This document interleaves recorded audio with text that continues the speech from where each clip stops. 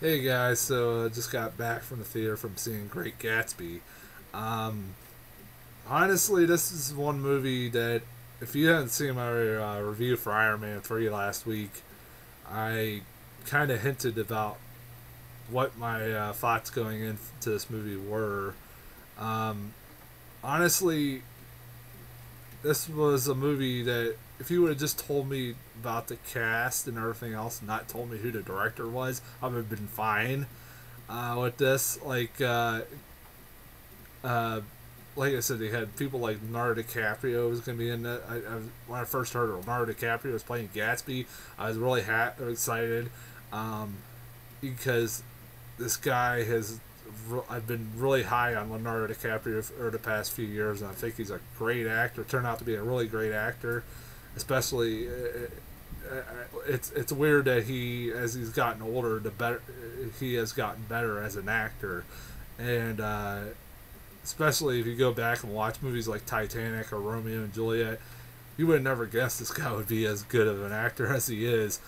And then Carrie Mulligan also was going to be in this movie, and I'm like, oh, sweet. I like Carrie Mulligan. I've seen her in a lot of good stuff.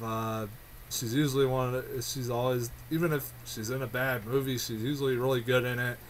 Um, but like the case with Pain and Gain, where I like the actors in this movie, but I was worried because I did not like the director. The guy who directed this movie was Baz Luhrmann. Baz Luhrmann, for anybody who doesn't know who he is, I'm sure many people watching this video don't know who he is. He was the guy who made two of his last movies were the 90s remake of Romeo and Juliet and Moulin Rouge. I really dislike both those movies. I know there are people that love Moulin Rouge, for God's sakes, it got nominated for Best Picture, but I don't like that movie. It's a convoluted mess, honestly. There, well, I would probably say it's more an incoherent mess if I want to be more correct, grammatically correct. It's an incoherent mess, uh, and uh, and honestly, that's not the one I disliked the most. The one I disliked the most was Romeo and Juliet remake, which was complete and utter crap. I don't care. It's fine if you That's fine if you. I think it's fine to modernize Romeo and Juliet. That's fine. I keep saying fine. Sorry. Um, but make make a modern version of it, and then also use the Shakespearean language. Uh, keep the Shakespearean language in it. Is just stupid. Really, really stupid. And while at the same time having cross dressers and other things that go on in that movie. And because of that, I don't think Shakespeare wanted this when he envisioned Romeo and Juliet, for God's sake. Um, and it is really stupid. That movie is really, really stupid. Like I said, I surprised. I would never guessed if I watched that Leonardo DiCaprio would be as good of an actor as he is today. But like I said, luckily he's gotten better.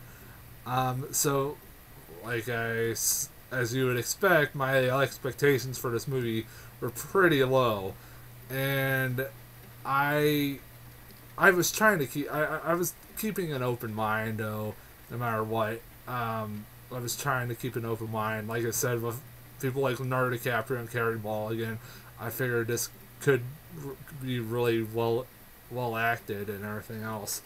Um, and I had never read the book also before I forget. I never read the book. I know, I guess that's blasphemy to not read Great Gatsby, but I just never got around to reading it. Sorry. There's a lot of classic novels I still have never read, like Grapes of Wrath and all that stuff.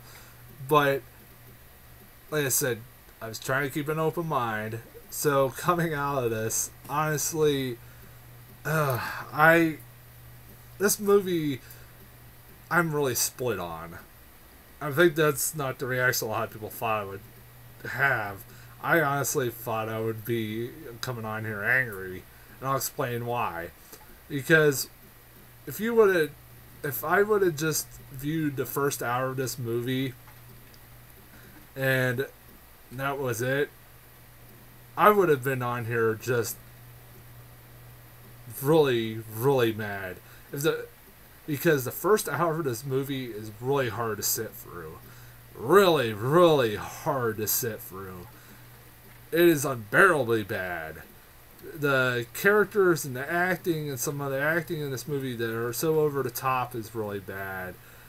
The characters I could give two shits about. They're all people I just could not stand. And including people like Tobey Maguire and Isla Fisher. Isla Fisher's the redhead from Wedding Crashers, for people who don't know. I like Isla Fisher. I used to like her in everything I see her in. And I just couldn't stand her in this. It was just the way her character was written, and character was how she was told. I'm assuming it was, this was the way that she was told to act. I'm sure I've never seen the other Great Gatsby remakes or versions, but I'm sure these characters weren't as over the top as they were in this movie. I would venture to bet that these characters weren't that over the top. I mean, a lot of these characters are written to be over the top, but there's ways to do that and not be as obnoxious. I mean, you can do these characters without being so obnoxious, honestly. Like I said, Tobey Maguire, I couldn't really... I'm not a huge fan of him anyways, so I was like... I couldn't stand him, and then obviously this movie is, for people who have read the books, he's the main character of this book, really, or the story, and I was like, oh god, I don't know if I can suffer for this movie. Honestly, half hour into this movie I wanted to walk out, but at the same time I was thinking, I was thinking that, well, Leonardo DiCaprio hasn't popped up yet, so maybe this will get better once he gets in here. And even when he pops up in this movie, one of the other problems of this movie is that freaking being Baz Luhrmann, you have to have batshit crazy things going on, and when batshit crazy things are going on in this movie, they decide to pay more attention to those things that are happening more than the actual story, and that drives me nuts. He does that a lot, and because of that, it takes you out of the actual story. He can't focus on one thing. He's like a guy on ADD. I don't understand it. And also, the editing is terrible in this movie. It's quick cut after quick cut after quick cut after quick cut. No shot in this movie can be longer than 5 seconds half the time. Seriously, go watch the movie and count to 5. As a shot happens, count to 5. Like, try to count to 5 and see how long a shot in this movie is. I mean, seriously. He did this with Moulin Rouge too. He did a lot of this stuff with Moulin Rouge too. Basically, the first hour is everything that was wrong with Moulin Rouge is stuffed into this first hour.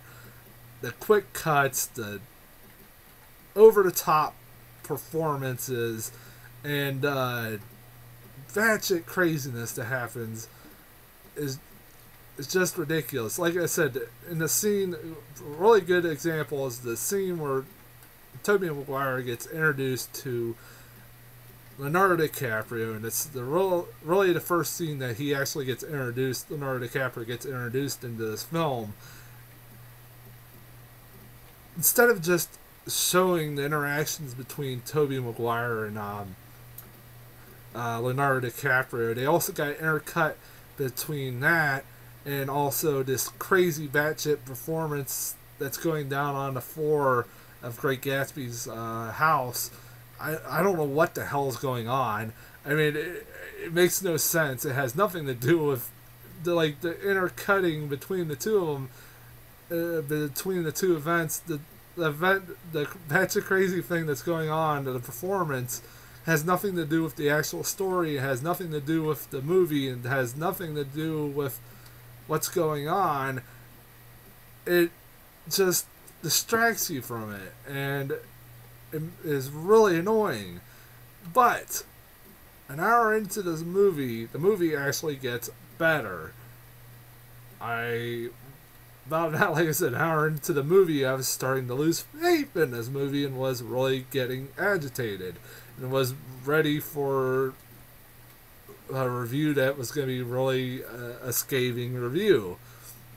But once they started to flesh out Leonardo DiCaprio's character more, and once he started to be on screen more, the movie got better. And then when they also started to show the interactions between him and Carey Mulligan's character, it got a hell lot better. The chemistry between the relationship between Leonardo DiCaprio and Carey Mulligan's really good in this movie. I thought it was believable. I thought there was chemistry there. Leonardo DiCaprio is one charismatic SOB, and because of that, he carries this movie, and he is really believable as Gatsby, in my opinion. And because at the same time, while all this is going on, they start to tone down drastically the quick cutting, the crazy batshit moments, and over-top performances, and actually start to tell an actual story. And because of that, I've started to wonder whether this was being directed by a different person. Like I said, there were still moments of like batshit craziness, but very little, and over-top performances, but and quick cutting. The quick cutting was there throughout the whole movie, but it was less prevalent, and because of that, it became less distracting. Like I said, that hour into this movie, it actually it felt like an actual story, and actually became more interesting. I was more interested in the story. I actually started caring for what happened to these characters. I really felt bad for the Gatsby character. I mean, he's a very tragic character.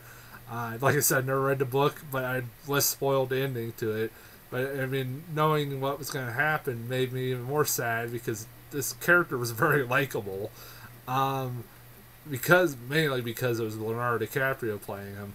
But also at the same time, I kind of feel like that this movie would have been a lot. Like, I think the problem is that it's not the characters. It's not the. Well, it is somewhat. In the first hour, it is somewhat the character's fault as to why this movie the first hour sucked. But I think it was basically the actors were being told to act like this, and because of that, it makes me think that this movie could have been a lot better if it wasn't being directed by Baz Luhrmann. It could have been a hell lot better if a director was a better, way better director that knew what they were doing, was directing these actors who if you kept the same actors and had a different director, this movie would have been probably a 5-star classic, honestly. But the director just, didn't want to pay attention for most of it on the actors and everything else. He was too worried about shit that was going on off screen, and was telling the actors to do really stupid performances. And because of that, this movie, I just don't know what to give it, because like I said, the first hour is really crap, but the second hour, last hour and a half, is actually really good for the most part, and improves over the first half of the movie. And I guess I don't know whether to give this a recommendation or not. That's really the hard part about it. I guess if you're a Great Gatsby fan and are curious, obviously you're probably gonna go see it. If you've read the book and are curious and you probably are gonna see it one way or another. If you're like me, who's seen Baz Luhrmann and you think, oh Jesus God, why? Yeah, you're pretty much your suspicions as to whether this movie was gonna be crap. That this movie was gonna be crap are pretty much spot on. Um, Almost. I just recommend. I guess I would recommend that you just sit through the first hour and keep thinking this will get better. This will get better. This will get better. I promise it does get better. If you're like me who sat for the first hour, almost wanted to walk out, yeah, just keep telling yourself it gets better. It gets better. It gets better. I guess just I would honestly say maybe just rent it. I wouldn't say spend $11. Oh, one thing I forgot. One other thing I could give a compliment to. First off, Baz Luhrmann, he makes some pretty looking movies. I will never deny that. He knows how to make a pretty looking movie. And because of that, the 3D is pretty damn good in this film.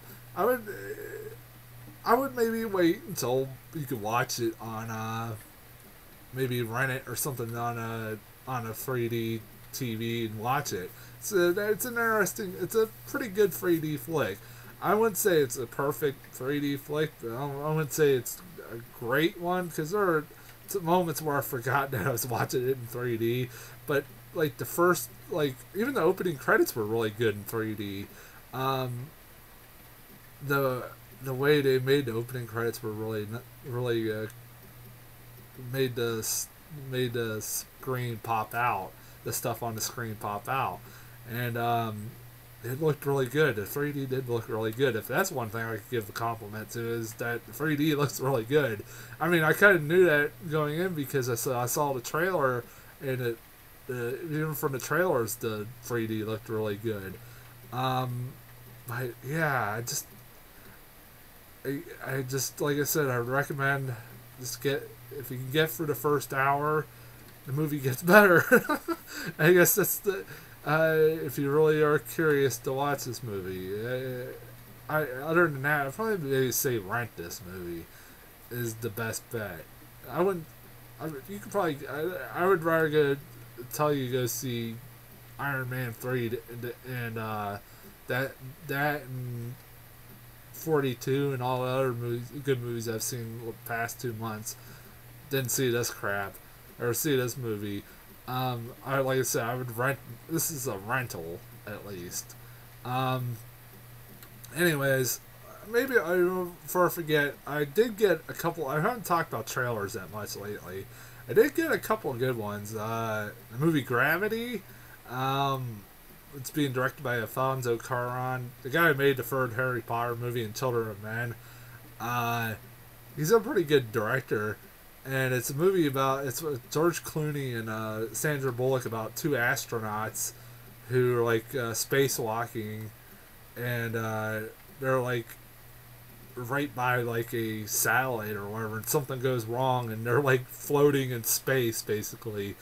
And that's kind of freaky. It looks a little freaky, honestly. And it's going to be in 3D. I didn't get the trailer in 3D, which I was disappointed because that does look like it could be really good in 3D.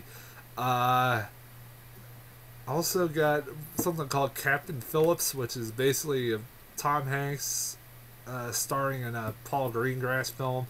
Paul Greengrass made the second and third Bourne movies. Who's a really good director. In 1993, he also made... it's about Tom Hanks. Tom Hanks is a ship captain of a cargo ship, and it's being overrun by, I think, Somalian pirates. And the guy that was playing the main pirate looked kind of frightening, honestly. He did, like, his facial expressions looked really frightening. And honestly, it looked not that bad. It could be a really good movie about Somalian pirates. I think I might be wrong if I might be wrong that they're not Somalian pirates, but there are some kind of pirates. I look good.